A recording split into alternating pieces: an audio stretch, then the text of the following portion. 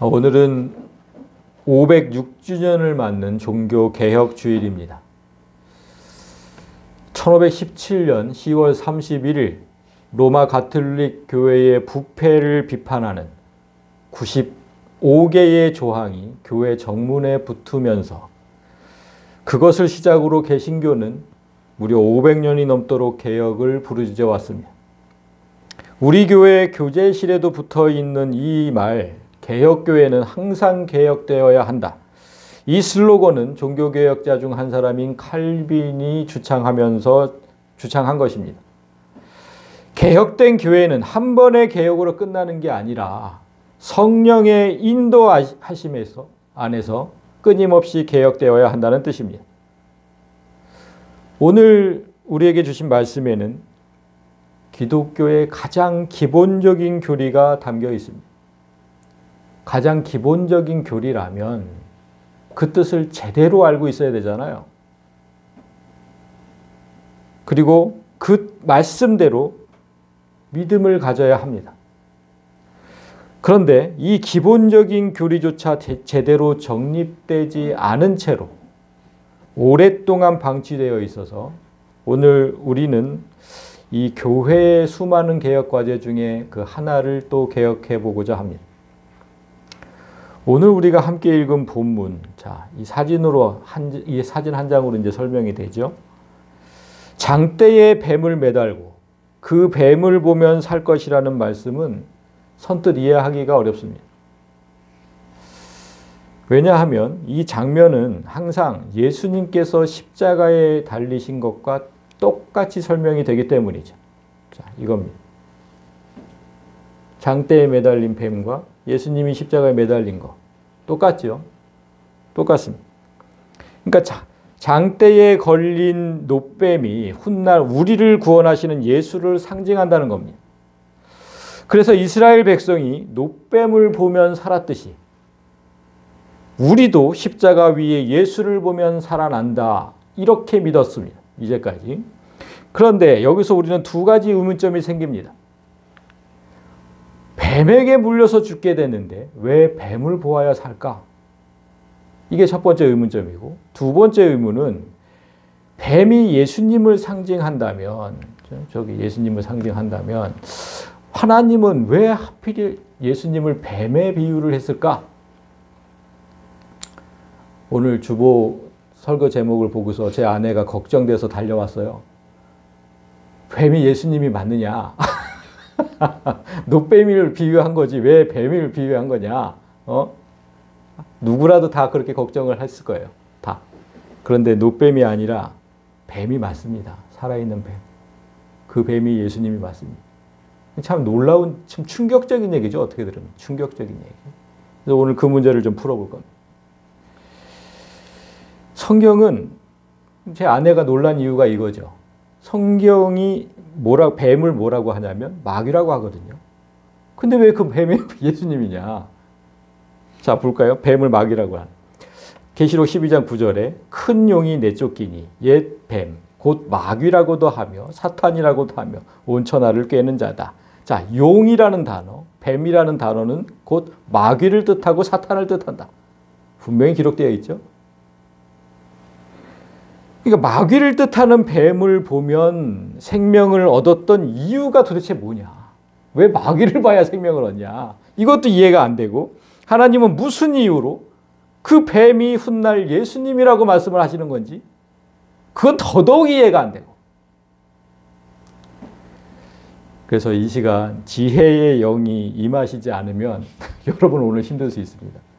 지혜의 영이 임하셔서 오늘 본문이 바로 깨달아지고 여러분이 이제까지 가졌던 십자가에 대한 그 고정관념을 깨트리시는 그런 귀한 시간이 되시기를 원합니다.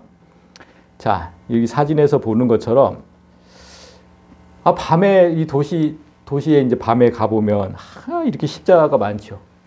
정말 십자가, 교회가 그만큼 많다는 거죠. 그런데 십자가를 볼 때마다 여러분이 무슨 생각을 했는지 한번 생각해 보세요. 저 십자가를 볼 때마다 무슨 생각을 했어요? 아무 생각 없었어요? 대부분의 성도들이 예수님을 생각하겠죠.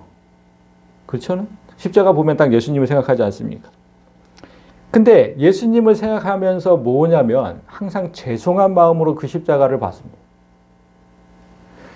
예수님께서 나의 죄를 지고 저 십자가에 달려 돌아가셨는데 나는 오늘도 또 죄를 지어서 오늘도 예수님을 십자가에 못 박았다. 항상 이런 마음으로 십자가를 보면서 항상 죄송했어요. 대부분 성도가 그렇게 십자가를 볼 겁니다. 그래서인지 CCM 노래 중에 이런 제목의 노래가 있어요. 내가 예수를 못 박았습니다. 들어보셨어요? 이 가사대로 이렇게 돼 있어요. 내가 예수를 못 박았다. 그냥 제가 한번 물어보겠습니다. 여러분이 정말로 예수님을 십자가에 못 박았습니까? 여러분이 박은 게 맞아요? 맞아요. 아마 왜 이런 노래가 있는 거예요? 도대체. 응? 아, 맞으니까 이런 노래가 있는 거 아닙니까? 근데 박았냐고 진짜. 물론 내가 직접 못 박았다는 뜻이 아니라 나 때문에 못 박히셨다 이런 뜻인 거를 저도 압니다. 그런데 여러분 그런 의미라고 해도 그렇게만 생각하면 안 돼요. 나 때문에 예수님이 못 박히셨다. 나를 대신해서. 그렇게만 생각하면 위험하다는 거예요. 2000년 전 예수님이 나를 대신해서 십자가에 달리셨고 그래서 나는 예수님을 바라보면 늘 죄송한 마음을 갖는 그런 신앙은 재고해 볼 필요가 있습니다. 오늘 우리에게 주신 말씀은 십자가의 예수를 좀 다른 시각으로 보라고 말씀하시는 거예요. 이제 본문으로 들어가서 살펴볼 텐데 먼저 이 노뱀 사건이 언제 어떻게 시작되었는지 정확히 알기 위해서 우리가 4절부터 읽었죠 오늘. 3절까지의 내용을 잠시 보겠습니다. 자, 1절을 보시면 네겝에 거주하는 가나안 사람 곧 아랏의 왕이 이스라엘이 아다림 길로 온다 함을 듣고 이스라엘을 쳐서 그중 몇 사람을 사로잡은지라. 자, 아다림 길로. 이게 지도를 제가 보여드릴게요. 이게 지금 아다림 길이죠. 여기 아다림 길 보이시죠? 지금 이스라엘은 여기에 있습니다. 호르산. 여기에 있어요. 근데 여기 지금 네겝에 거주하는 아랏의 왕이라고 되어 있잖아요. 자, 여기에 사는 아랏이라는 나라의 왕이 이스라엘이 여기에 있는데 이 아다림 길로 올 줄 알고 우리 땅으로 오겠네 저놈들. 이래서 이스라엘을 먼저 선제 공격을 했다는 거예요. 그래서 몇몇 사람을 포로로 잡아갔다. 지금 그 얘기입니다. 근데 이스라엘은 이 길로 갈 마음이 없었어요. 원래는 이 에돔 이쪽으로 지나서 모압, 암몬 이렇게 가거든요. 실제로. 이 길로 갈 마음이 없었는데 쟤네가 괜히 오해를 한 거예요. 근데 여러분 이 아다람 길이 무슨 길이냐면 여기 지금 뭐가 있습니까? 가데스 바네아 있죠? 가데스 바네아 하면 생각나는 거. 12명의 정탐꾼을 보냈던 곳 아닙니까? 이스라엘이 출애굽 초창기에. 지금 오늘 본문의 배경은 이제 마지막에 40년 되는 그런 해거든요. 그러니까 출애굽 초창기에 여기서 모세가 12명의 정탐꾼을 이쪽 보내잖아요. 그래서 갔다 와서 뭐라고 했습니까? 정탐꾼들이 거기에 거인이 살고 있다. 저 나라에. 그 거인을 보야하면 우리는 메뚜기 같다. 그래서 우리는 저기 가면 다 죽는다. 이렇게 얘기를 했었는데 그런 곳이에요. 그런 곳. 그 말을 들은 이스라엘이 하나님을 원망했고 그때부터 40년 광야 생활이 시작된 게 아닙니까? 그런데 지금은 완전히 달라졌어요. 어떻게 달라졌는지 봅시다. 이스라엘이 여호와께 서원하여 이르되 주께서 만일 이 백성을 내 손에 넘기시면 내가 그들의 성읍을 다 멸하리이다. 지금은 그때와 완전히 달라져서 문제 앞에서 하나님께 기도를 하기 시작합니다. 그때는 하나님을 원망했는데 그 거인을 보고서 지금은 저 백성이 우리를 쳐가지고 포로로 잡아가고 이러니까 문제 앞에서 지금 하나님 앞에서 기도를 해요. 만약 40년 전에도 그랬다면 그 40년의 광야 생활은 없었을 건데 왜 그때는 그러지 못하고 아무튼 지금 이렇게 기도를 해요. 그래서 여호와께서 이스라엘의 목소리를 들으시고 가나안 사람을 그들의 손에 넘김에 그들과 그들의 성읍을 다 멸하니라. 그러므로 그곳 이름을 호르마라 하였다. 호르마, 완전히 멸했다는 뜻입니다. 완전히 멸했다. 그러니까 하나님께 기도하면 우리 앞에 놓인 문제가 완전히 다 해결될 수 있는데 그 뜻이에요. 그런데 우리는 기도 전에 늘 불만부터 터뜨리죠. 나에게 왜 이런 문제가 생기느냐. 아니 기도부터 해보시지. 왜 나에게 이런 문제가 생겨서 나를 이렇게 곤란하게 하느냐. 불만부터.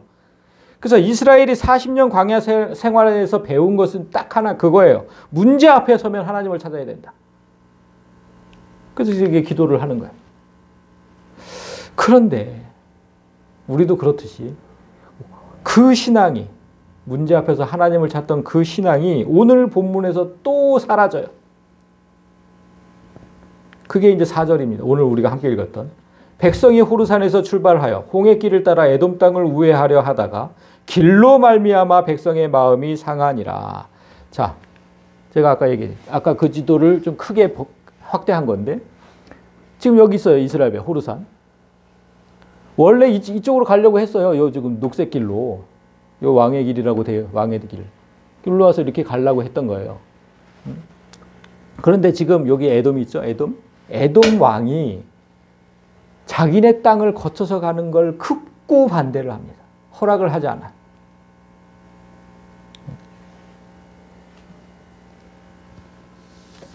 그 에돔이 지금 어느 나라입니까? 에돔이 지금 이스라엘의 형제국이잖아요. 형제국. 이스라엘의 야곱의 쌍둥이 형. 에서의 후손들. 그 후손들이 세운 나라가 저 에돔이에요. 그러니까 당연히 형제국이라면 당연히 허락해 주어야 할 그런 처지인데 결사반대를 해요. 절대 안 된다. 그래서 마음이 더 상한 거죠. 형제라서 좀 믿었는데. 그들의 방해로 이스라엘이 얼마나 돌아가야 되는지 자 봅시다. 호르산에서 출발해요. 홍해길을 따라 에돔 땅을 우회하라. 자, 여기서부터 홍해길, 여기 써 있죠? 홍해길을 따라서 이렇게 뺑도 사막길 거쳐서 광야길 거쳐서 이렇게 가야 돼요. 지금 저 목적지를. 얼마나 이렇게 가면 금방인데 얼마나 돌아가는 겁니까? 지금 여기 지도라서 그렇지 실제로 가면은 너무나 많이 돌아가는 거예요. 너무나 많이. 그러니까 이제 광야 생활을 막 끝내고 이제 마지막 여정이 남은 그런 시점이에요. 그런데 지금 또 한참을 돌아가야 되는 거예요. 우리의 삶이 그렇지 않습니까? 이제 다 온 것 같은데 또 막 뒤로 밀어지고 이러면 우리 마음이 또 불만 불평이 가득 차잖아요. 그거와 똑같아. 그런데 오늘 성경이 오늘 본문 전에 호르마 점령 사건을 보여준 이유가 무엇이겠습니까? 문제가 생기면 하나님께 기도하라는 거였잖아요. 그 기도함으로 그렇게 큰 승리를 맛봤잖아요. 호르마. 완전히 멸했다. 그렇게 큰 승리를 맛본 이스라엘이 이 에돔의 방해 문제는 또 기도하지 않고 불만부터 터뜨려. 1, 2, 3절 그 모습을 넣어놓고 기도하는 모습, 그렇게 승리한 모습. 그리고 바로 4절에 우리 모습을 보라는 거예요. 우리 모습을. 이게 우리의 고질적인 병폐거든요. 하나님의 도우심을 여러 번 경험했어요. 우리도. 여러 번 경험했는데 문제가 생기면 그 하나님을 잊어버려요. 도와주셨던 하나님을. 그리고 또 불만을 해. 그런데 여러분 불만 불평을 할 수는 있어요. 우리가 연약하니까. 할 수는 있는데 그 불만 불평을 할 때도 넘지 말아야 할 선이 있어요. 하나님 앞에서. 넘지 말아야 할 선. 오늘 이스라엘이 그 선을 넘어버리고 말아요. 그게 5절입니다. 백성이 하나님과 모세를 향하여 원망하되 어찌하여 우리를 애굽에서 인도해 내어 이 광야에서 죽게 하는가. 이곳에는 먹을 것도 없고 물도 없도다. 우리 마음이 이 하찮은 음식을 싫어하노라 하매. 자, 이들이 내뱉은 말이 얼마나 악한 말인지 제가 이 색으로 칠해놓은 세 단어, 애굽, 광야, 하찮은 음식, 이 세 단어의 숨은 뜻을 이제 하나하나씩 보여드릴게요. 그러면 이 말이 얼마나 악한 말인지 알게 돼요. 자, 먼저, 애굽에서 이스라엘 백성을 인도해 냈잖아요. 그 애굽이 무슨 뜻인지 볼까요? 자, 에스겔 29장 3절에 여호와께서 말씀하시되 애굽의 바로 왕이여 내가 너를 대적하노라. 그러니까 이게 애굽의 왕은 하나님의 적인 거예요. 적. 너는 네 강들 한가운데에 누운 큰 용이다. 아까 용을 뭐라 그랬습니까? 사탄. 하나님께서 이렇게 얘기하신 거예요. 그러니까 애굽은 사탄의 나라, 마귀의 나라예요. 그렇다면 마귀의 땅에서 탈출해서, 여기서 지금 또 마귀의 나라에서 탈출시켜서 어디로 갔어요? 광야. 그럼 광야는 무엇을 의미하느냐? 자, 사도행전에서 보겠습니다. 모세는 시내 산에서 말하던 그 천사와 우리 조상들과 함께 광야 교회에 있었고, 저 광야는 우리 교회를 뜻하는 거예요. 지금 이 세상에 세워진 교회, 그게 다 광야 교회예요. 하나님께서 택하신 백성들이 모여 있잖아요. 그게 교회인 거예요, 교회. 그리고 이들이 하찮다고 표현한 음식, 그게 뭐냐면 계시록에서 보겠습니다. 귀 있는 자는 성령께서 교회들에게 말씀하시는 것을 들을지어다. 이기는 자에게는 내가 감추어둔 만나를 먹게 하고. 자, 하찮은 음식은 그들이 만나를 얘기한 건데, 만나는 택하신 백성에게만 주시는 하늘 양식이에요. 하늘에서 내려온 양식이잖아. 하늘 양식. 그러니까 오늘날 말씀을 의미하는 거예요. 이 세상의 의미를 적용해서, 자, 아까 이렇게 얘기했죠. 어찌하여 우리를 애굽에서 인도내어 이 광야에서 죽게 하는가? 우리 마음이 이 하찮은 음식 만나를 싫어하노라. 이렇게 얘기했는데, 자, 세 단어의 이제 숨은 뜻을 봤으니까 그걸 똑같이 적용시켜 보면, 어찌하여 우리를 마귀의 탓에서 인도해 내서 이 교회에서 죽게 하는가? 우리 마음이 이 하찮은 말씀을 싫어하노라. 이렇게 얘기한 겁니다. 바꿔놓고 보니까 너무 심각한 말 아니에요? 선을 넘어도 한참 넘은 거죠, 이건. 40년간 하나님은 이스라엘의 불평을 들으면서 사셨지만 그래도 그들을 끝까지 돌보셨어요. 뭐 생각해보면 구름기둥, 불기둥, 그 다음에 물과 음식도 주셨고, 또 신명기에 보면 그 옷과 신발도 40년 동안 헤어지지 않도록 능력을 베푸셨다. 그런 구절도 있습니다. 그러니까 의식주를 모두 해결해 주셨는데 이들은 지금 이곳에 아무것도 없어서 우리가 죽게 됐다 이렇게 불평을 합니다. 그래도 거기까지만 했어야 됐는데, 먹을 게 없어서 뭐 이런 얘기, 거기까지만 했어야 됐는데 지금 나를 마귀 세상에서 살도록 놔두지 왜 이 교회로 이끌어 들여가지고 나를 죽게 하느냐. 이 말은 진짜 너무한 거죠. 이건 해서는 안 될 말이죠. 이건 무슨 뜻이에요? 나는 사탄, 마귀를 섬기기를 원하지 하나님을 섬기기를 원하지 않는다. 그 말이잖아요. 그 똑같은 말이잖아. 그러니까 선을 넘은 거예요. 그 선을 넘은 백성에게 하나님은 그의 합당한 벌을 내리시는 게 6절이죠. 여호와께서 불뱀들을 백성 중에 보내어 백성을 물게 하심으로 이스라엘 백성 중에 죽은 자가 많은지라.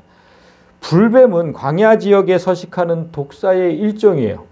그러니까 등에 붉은 점이 있다고 해서 불뱀으로 이제 불리는데, 이 뱀의 독은 너무나 강해서 한번 물리면 전신이 마비되기 시작하고 그러다가 결국 죽어버린다는.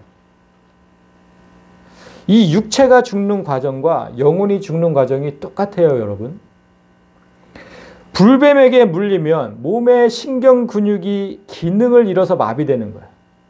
뭐 찔러도 안 아픈 거예요. 그래서 어떤 통증도 느끼지 못하는 마비 증상을 보이다가 결국 죽는데, 우리의 영혼도 똑같아서 마귀에게 물리면 자기 영혼이 죽어가는 통증을 전혀 느끼지 못하다가 완전히 죽어버려요. 요즘 마약을 사용했던 그 연예인들이 줄줄이 소환되는 모습을 보면서 참 안타까운데, 그들이 마약을 자기 몸 안에 넣는 행위가 자기 몸뿐만 아니라 자기 영혼까지 파괴시킨다는 사실을 알았을까? 그랬다면 하지 않지 않았을까? 좀 안타까운 마음이 들었습니다. 마약은 몸과 영혼을 모두 파괴시켜요. 그래서 자기 이성으로 생각하지도 못하고 자기 이성으로 움직이지도 못하고, 그래서 결국 가정을 파괴하고 이제까지 쌓아온 자기 모든 삶을 한순간에 파괴하는 그런 지옥에 빠지게 되는 거예요. 그러니까 마약은 마귀가 주는 약이에요. 그러니까 명심해야 됩니다. 이스라엘이 지금 선을 넘는 그 불만 불평으로 인해서 불뱀에게 물렸고 죽은 자가 많다. 이렇게 지금 성경이 증언하고 있습니다. 그런데 제가 그들의 불만 속에서 지금 한 가지 주목한 것은 우리에게 주신 저 만나, 저 만나를 영혼의 양식을 하찮다고 표현했다. 그 부분이 저는 그게 더 마음에 걸렸어요. 우리가 있는 이곳이 지금 뭐라 그랬어요? 광야교회라 그랬어요. 광야교회. 하나님께서 인도해 주시지 않으면 단 한 발자국도 나갈 수 없는 그 광야예요. 여기가. 그리고 하나님께서 공급해 주시지 않으면 아무것도 얻을 수 없는 곳이 그 광야라고요. 그냥 우리가 그런 교회에 속해 있다는 걸 자꾸 잊어버리는 것 같아요.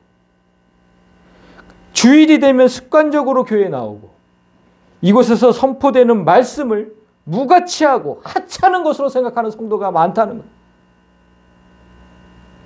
하나님 말씀을 듣는 내내 다른 생각을 하고 다른 짓을 하고 뭐 핸드폰도 보고 또 하품이나 하면서 간신히 듣다가 이곳을 나가면 그 들은 거 요만큼 들은 거 그조차도 잊어버려. 그러니까 얼마나 하찮게 생각하는지. 마귀가 주관하는 저 세상에 나가서 일주일 동안 살 건데 그 말씀을 의지할 생각은 추호도 없어요. 진짜 하찮게 생각하는 거죠. 불뱀은 원래부터 광야에 있던 뱀이에요. 거기서 서식하는 뱀. 하나님께서 그곳에 없던 뱀을 일부러 끌고 와서 물리게 하신 게 아니에요. 그들과 40년 동안 함께 있었어요. 불뱀은. 그런데 한 번도 안 물렸어. 하나님께서 막아주신 거거든요. 그런데 말씀을 하찮게 여기면 뱀의 공격을 어떻게 막아낼 수 있을까? 입을 벌리고 공격하면 속수무책으로 당하는 게 요즘 성도들이에요. 그렇게 다 죽어가요. 다 죽어간다. 죽은 자가 많은지. 그렇게 하나하나 죽어가는 걸 보면 그때서야 겁을 내고 하나님을 찾고 또 울부짖고 그렇게 하죠. 그게 이제 7절입니다. 백성이 모세에게 말하되 우리가 여호와와 당신을 향하여 원망함으로 범죄하였사오니 이스라엘이 하나님과 하나님의 대언자인 모세를 원망함으로 죄를 지었다고 고백을 합니다. 그런데 여러분 우리는 때때로 하나님 원망하잖아요. 원망 안 합니까? 하지. 우리의 연약함과 부족함 때문에 원망이 수시로 터져 나오는데 그것 때문에 하나님께서 사람을 죽이신다면 살아남을 자 하나도 없습니다. 우리가 매달 보고 있는 욥도 하나님을 얼마나 원망합니까? 근데 나중에 뭐 2배의 축복을 주시는데 그게 원망함으로 하나님께서 치신 건 아니에요. 자, 번역이 좀 잘못된 겁니다. 번역이. 원망. 원어를 보니까 저 원망함이 뭐라고 되어 있냐면 여호와와 당신을 대적하여 말함으로 이렇게 되어 있습니다. 그러니까 대적이 무슨 뜻이에요? 하나님과 모세를 적으로 두었다는 거예요. 이스라엘 백성이 아까 그랬잖아요. 나를 마귀 세상에서 살도록 놔두지 왜 하나님 나라에 끌어들여서 죽게 하느냐. 응? 그러니까 이는 분명히 마귀 편에 서서 하나님을 대적하는 행위가 맞잖아요. 따라서 그들은 자기가 지은 죄를 정확히 알고서 고백한 거예요. 내가 하나님과 모세를 대적했습니다. 이처럼 자기가 지은 죄가 무엇인지 정확히 알고 그 죄를 하나님께 고하고 용서를 구하는 행위가 올바른 회개의 모습이에요. 이스라엘이 단지 불평한 것을 용서해달라고 그렇게 구했다면 그들에게 기도의 응답은 없었을지 모릅니다. 내가 뭘 잘못했는지 제대로 구해야 돼요. 자, 이스라엘이 그렇게 하나님의 대언자인 모세에게 기도를 요청을 합니다.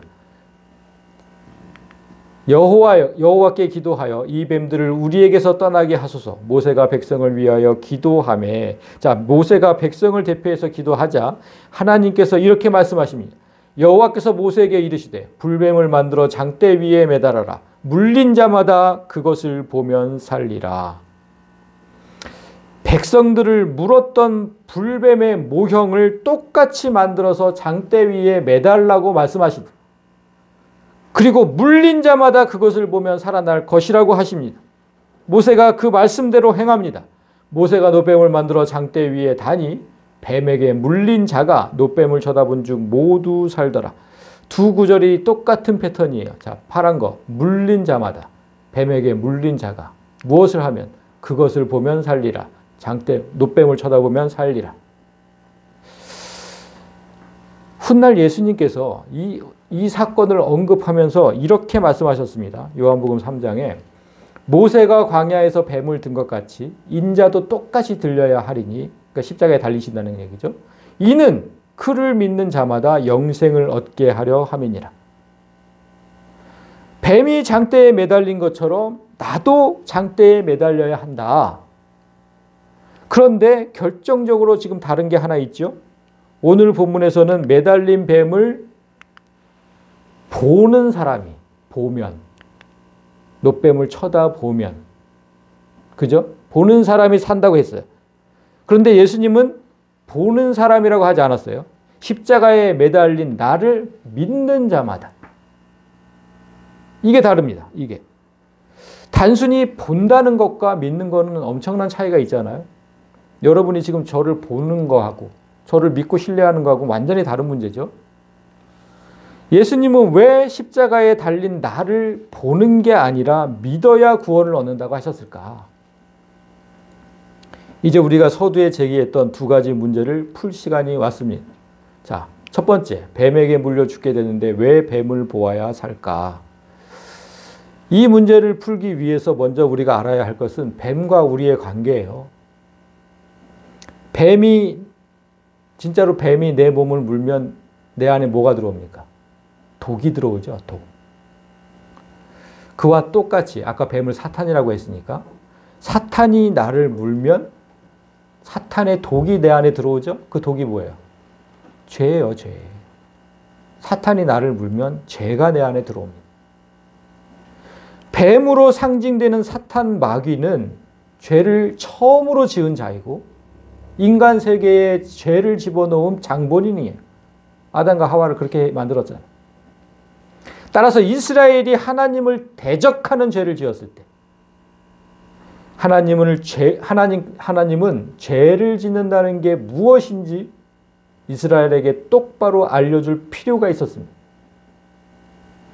죄를 짓는다는 건 사탄 마귀를 네 안에 두는 것이다. 그와 똑같은 것이다. 이걸 깨닫게 해주시기를 원했던 겁니다.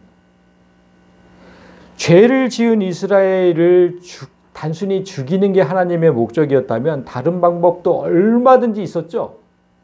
뭐 지진을 일으켜 죽게 하신 적도 있었고 제일 쉬운 방법이 뭐였습니까? 아까 굳고 반대하던 에돔의 왕, 그 에돔의 왕을 일으켜서 다 죽일 수도 있었죠. 그런데 그렇게 하지 않으셨어요. 굳이 뱀을 출현시켜서 뱀에게 물려 죽을 수밖에 없는 상황을 만드신 이유는 이제 가나안을 목전에 둔 이스라엘이 죄를 짓는다는 게 무엇인지 확실히 깨닫고 들어가야 돼요. 그 땅에는. 그래서 이렇게 뱀을 출현시켜서 이런 상황을 연출하신 거예요. 그렇다면 1번의 의문에서 뱀을 죄라는 단어로 바꾸어 보겠습니다. 그럼 이렇게 됩니다. 죄에게 물려 죽게 됐는데 왜 죄를 보아야 살까? 이렇게 되죠. 그럼 태초에 영원토록 살도록 지어진 사람이 죽게 된 이유는 죄 때문입니다. 선악과를 먹기 전에 아담과 하와는 영원토록 사는 존재였는데 죄가 내 안에 들어온 이후부터 사람은 죽게 된 거예요. 그렇다면 1번의 답이 명확해졌습니다. 이스라엘은 하나님을 대적하는 죄를 지었고 그래서 죽게 된 거예요. 그런데 그 죄를 보아야 사는 이유가 뭐냐 대체? 자, 그 죄가 저기에 지금 장대에 달린 거예요. 그 죄가. 내 안에 있던 죄가 저 장대에 매달렸다는 뜻은 뭡니까? 내 안에 죄가 없어졌다는 뜻이에요, 이제. 내 안에 있던 죄가 저 장대에 매달려 있다고 지금. 그럼 나한테는 죄가 없는 거예요, 이제. 살아있던 뱀이 생명 없는 놋뱀이 된 것처럼 하나님은 내 안에 살아서 움직이던 죄를 저 장대에 매달아 놓고 한 방에 죽여버리신 거예요. 그러니까 이제 내 안에는 죄가 없어요. 그러면 나는 어떻게 돼요? 나는 영원히 살게 돼요. 죄가 없으니까. 그게 영생을 얻으라는 의미예요. 하나님은 그 의미로 저렇게 뱀을 달아놓고 보는 자마다 살아날 것이라고 말씀하신 거예요. 네 죄 저기 있다. 저기. 그러면 산다. 나를 대적했던 죄 그거 없어졌다 이제. 네 죄 저기 있으니까. 이해되시죠? 여기까지는. 예수님께서 이 사건을 언급하면서 자신도 장대에 매달려야 한다고 하신 이유도 똑같아요. 똑같아. 자, 갈라디아서 3장 13절에 이렇게 되어 있어요. 그리스도께서 우리를 위하여 저주를 받은 바 되사 율법의 저주에서 우리를 속량하셨으니 기록된 바 나무에 달린 자마다. 예수님 십자가에 달리셨잖아요. 나무에 달린 자마다 저주 아래에 있는 자라 하였음이라. 자, 나무에 달린 자, 십자가에 달린 자는 저주 아래에 있는 자다. 그러니까 죄를 지어 죽을 수밖에 없는 자라는 뜻이거든요. 예수님은 인간의 모든 죄를 그 안에 담으셨기 때문에 십자가에 달리셨고 그래서 죽을 수밖에 없는 저주 아래에 놓인 거예요. 저 뱀처럼 된 거예요. 저 뱀처럼. 저렇게 지금 달리신 거예요. 죄가 달려있는 거예요. 예수님은 그냥 죄 자체로 달리신 거예요. 저기. 그렇다면 2번의 의문이 자연스럽게 풀리잖아요. 2번. 뱀이 예수님을 상징한다면 하나님은 왜 예수님을 뱀에 비유했을까? 똑같이 뱀을 죄로 바꿔볼게요. 죄가 예수님을 상징한다면 하나님은 왜 예수님을 죄에 비유했을까? 이제 나왔잖아요. 상징과 비유가 아니에요. 이건 예수님은 그냥 우리 죄를 자기 안에 모두 담은 죄인 그 자체였어요. 그 뱀 자체였다고.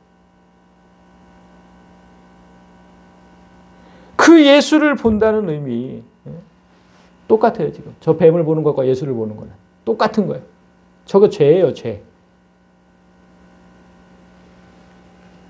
저 의미는 내 죄가 예수 안에 담겨서 저 십자가에 걸려 있다는 의미예요. 그러니까 내가 지은 모든 죄가 저 십자가에서 못 박혔고 그래서 나는 이제 죄인이 아닌 거예요. 예수님은 그 사실을 믿는 자가 구원을 얻는다고 하신 거예요. 그 사실을 믿는 자가. 너 죄인 아니야. 저기 다 박혀 있잖아. 그 사실을 믿는 자. 예수께서 내 죄를 품은 죄로 죽었음을 믿으면 구원을 얻어요. 이렇게 결론을 내면 돼요. 여기서 끝나면 돼요. 그러면 아무런 문제가 없어요. 근데 한 가지 문제가 남았어요. 뭡니까? 제가 서두에 뭐라고 했냐면 2000년 전 예수님이 나를 대신해서 십자가에 달리셨고 그래서 나는 예수님을 바라보면 늘 죄송한 마음을 갖는 그런 신앙은 재고해 볼 필요가 있다고 했잖아요. 제가 그렇게 얘기하는 게 아니에요. 하나님께서 그렇게 말씀하신 거예요. 자, 잘 보세요. 에스겔 18장. 죄를 범하는 그 영혼이 죽을지라. 아들은 아버지의 죄악을 담당하지 아니할 것이요 아버지는 아들의 죄악을 담당하지 아니하리니 의인의 공의도 자기에게로 돌아가고 악인의 악도 자기에게로 돌아가리라. 그러니까 죄를 범하는 그 사람이 죽는 게 하나님의 법칙이에요. 내가 죄를 지었으면 내가 죽는 게 하나님의 법칙이에요.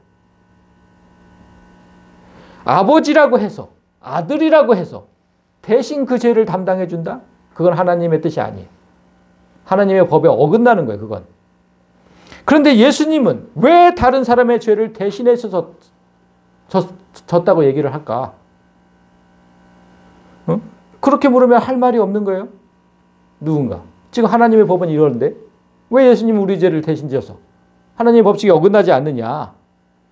실제로 성경이 곳곳에서 그렇게 얘기를 해. 예수님이 우리 죄를 대신 자 볼까요? 자, 이거 고린도 후서 5장입니다. 그가 모든 사람을 대신하여 죽으심은 이렇게 돼 있죠. 대신하여 죽으신 이유는 살아있는 자들로 하여금 다시는 그들 자신을 위하여 살지 않고 오직 그들을 대신하여 죽었다가 다시 살아나신 이를 위하여 살게 하려 함이라. 예수님이 우리를 대신해서 죽었대. 아니 하나님 법칙이 어긋나잖아. 또 있습니다. 하나만 더 볼까요? 베드로전서 3장. 그리스도께서 단번에 죄를 위하여 죽으사 의인으로서 불의한 자를 대신하셨으니 이는 우리를 하나님 앞으로 인도하려 하심이라.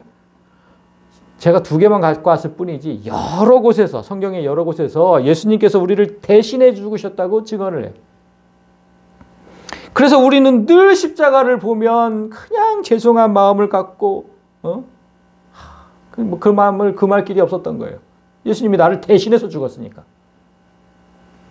그런데 여러분, 예수님께서 나를 대신해서 죽었다면 하나님은 스스로 자신이 세운 법을 깨트려야만 해요. 이 법을. 내가 세워놓고 내가 깨는 법, 그런 게 어디 있어요. 성경은 단 한 구절도 말씀이 상충되지 않습니다. 여기서 이 말씀 해놓고 여기서 이 말씀하고 그런 말씀이 단 한 구절도 없어요. 그렇다면 둘 중에 하나는 뭔가 번역이 잘못된 거죠.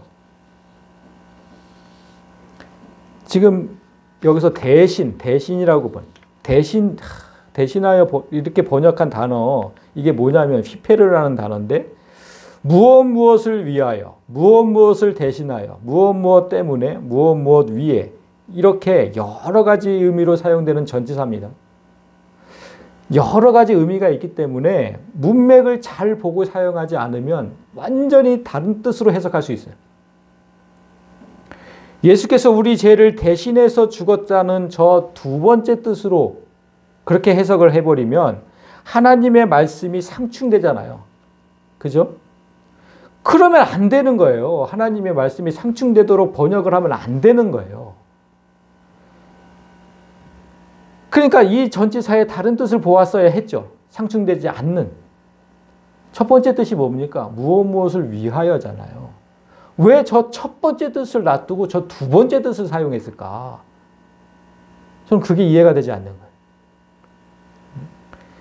도대체 그런 의도를, 악한 의도를 갖고 하나님의 말씀을 어지럽히는 의도가 도대체 뭐였을까? 상충되게 만드는. 자, 첫 번째 의미를 대입해 볼까요? 그러면 이렇게 돼요.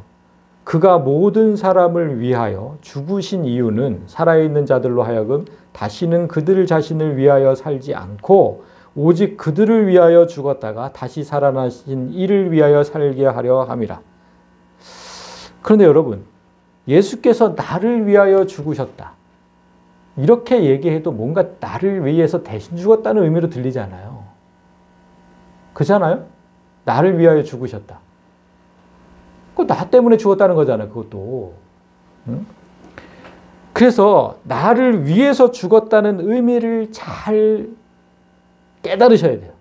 나를 위해서 죽었다는 의미가 뭐냐? 그게 어딨냐면 로마서 3장에 있어요. 예수를 하나님이 화목제물로 삼으셨으니 이는 하나님께서 길이 참으시며 과거에 우리가 지은 죄를 사면하시고 자기의 의로우심을 나타내려 하심이라. 그러니까 예수님께서 죽으시면서 내 모든 죄를 사면된 거예요. 근데 지금 저기서 뭐라 그랬어요? 예수께서 우리를 위해서 죽었다는 의미를 뭐라 그랬냐면 우리를 위해 제물이 되셨다. 이렇게 된 거예요. 그러니까 어떤 제물? 화목제물. 그러니까 하나님과 나를 화목하게 하시는 그 제물로 사용되셨다는 거예요. 예수님이. 육체가 없는 하나님께서 육체를 입고 이 땅에 오신 이유는 그 제물이 되기 위해서. 육체가 없으면 제물이 안 되잖아요. 그래서 내 죄를 모두 그 안에 담고 그 육체에 담고 기꺼이 태워 죽는 그 제물이 되시기 위해서 오신 거예요.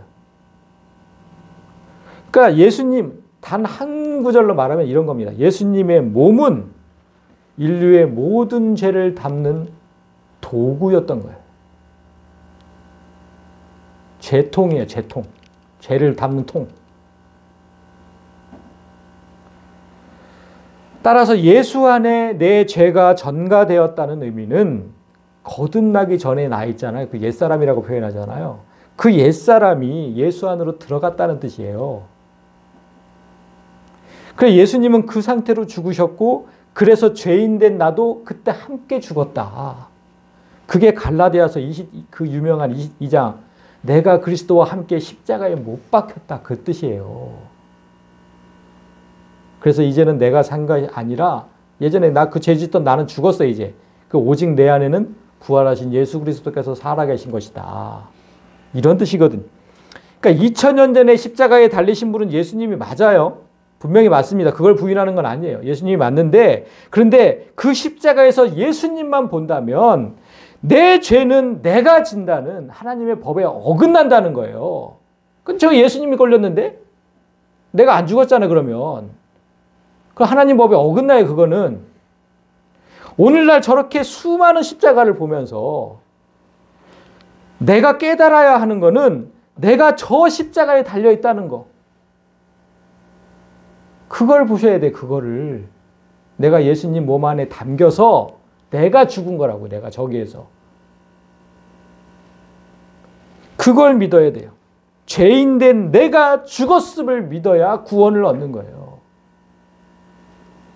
여러분은 오늘 들어오시면서 십자가탑에 새긴 글씨를 보셨을 거예요. 이거 보셨어요? 저 밑에 동판? 보시고 들어오셨죠? 다. 자, 크게 확대하면 이렇습니다. 탑 위에 십자가, 제가 이렇게 전해. 탑 위에 십자가에 당신이 못 박혀 있습니다. 그 모습을 보아야 구원을 얻습니다. 십자가를 보면서 늘 성도들이 다 예수님만 보니까. 제가 이 글을 써붙인 이유는 이 땅의 모든 교회가 이 글을 좀 십자가 탑에 써붙였으면 좋겠다는 그 소망에서 붙여놨어요. 십자가를 볼 때마다 예수님을 본다면 어떻게 돼요? 나는 늘 죄인일 수밖에 없어요. 나는. 예수님, 나는 오늘도 또 죄를 지었고 예수님을 또 저 십자가에 못 박았습니다. 그 노래처럼. 내가 늘 죄인이면 예수님은 십자가에서 괜히 돌아가신 거예요. 그냥 쓸데없이. 내가 늘 죄인이면. 그렇지 않아요? 이제 십자가를 보는 시각을 바꾸어야 됩니다. 고정관념에서 좀 탈피해야 돼요. 이제부터 십자가를 볼 때마다 그곳에 달린 나를 보셔야 돼요. 그곳에 달린 나를 보면서 담대해져야 됩니다. 죄를 짓는 나는 이미 저 십자가에 죄를 짓는 나는 이미 저 십자가에 달려서 죽어버렸고 거듭난 나는 그 죄와 이제 피 터지게 싸우고 그래서 결국 최후 승리를 얻게 됨을 믿는 그 사람만이 살아있는 거다. 이래야 성도의 삶의 변화가 있고 세상에 나가서 죄와 담대하게 싸우는 그런 성도의 모습이 있는 것이지 맨날 머리 조아리고 앉아서 오늘도 죄송합니다. 오늘도 제가 죄를 지었습니다. 이러고만 앉아있으면 그 마귀의 꾀에 그냥 넘어가는 거예요. 넌 늘 죄인이다. 거기서 좀 벗어나세요. 난 죄인은 저게 지금 달려서 죽었다니까 이제.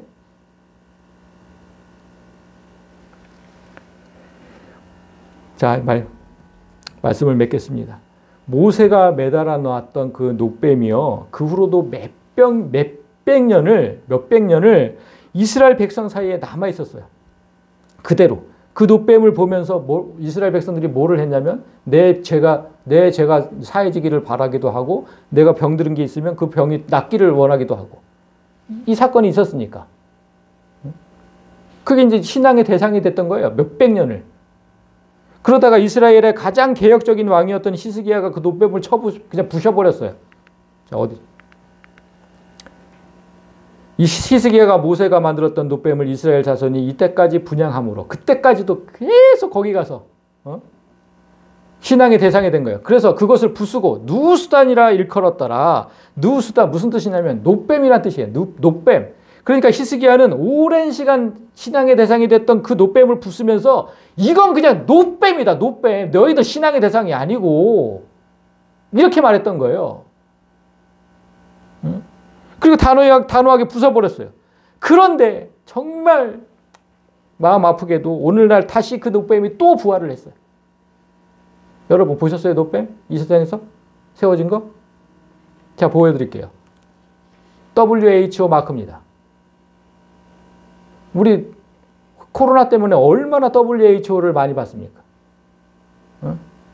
이 좀 보세요. 뱀에 저렇게 걸려있는 거. 노뱀. 이게 마크예요. 그들의 마크. 근데 여기만 그럴까요? 그렇지 않아요. 미국 의사협회. 돼 있죠? 노뱀. 외국만 그럴까요? 정말 놀라운 건 우리나라 의사협회도 이 마크를 사용합니다. 뱀 보이죠?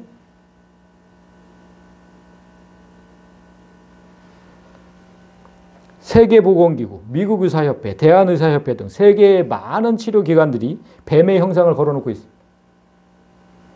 영적으로 아무 상관도 없는 인간의 몸을 치료하는 그런 치료기관들이 이 노뱀의 형상을 사용하는 이유가 뭐겠습니까? 하나님 말씀을 이용한 거예요. 마귀들이. 오늘 본문. 그 말씀을 이용해서 자신을 드러내려는 거예요. 곳곳에 뱀이 있잖아요. 말씀을 이용해서 자꾸만 자기를 드러낸다니까, 마귀 새끼들이.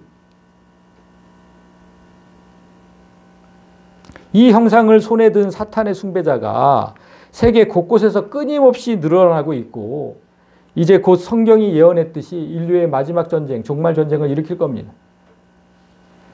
오늘 506주년을 맞은 종교개혁 주일에 이런 급박한 현실을 좀 깨달으시기를 원합니다. 그렇게 막 안일하게 살 때가 아니에요. 그리고 십자가를 향한 우리의 믿음이 이제 좀 바꿔지기를 원합니다. 예수님만 보지 마시고 나를 좀 보세요. 그 십자가에서. 십자가의 신앙 외에도 교회에는 아직 개혁의 대상들이 많습니다. 쓸모없는 것들을 붙들고 그렇게 그냥 애타게 그냥 신앙생활 하는 교회들이 많아요. 진리는 외면한 채. 개혁교회는 항상 개혁되어야 한다. 이 말씀을 명심하십시오. 개혁의 왕 시스기야처럼, 또 500년 전 개혁자 루터와 칼빈처럼 우리도 교회의 개혁을 끊임없이 부르짖는 그런 개혁자가 되시기를 주님의 이름으로 간절히 소망합니다.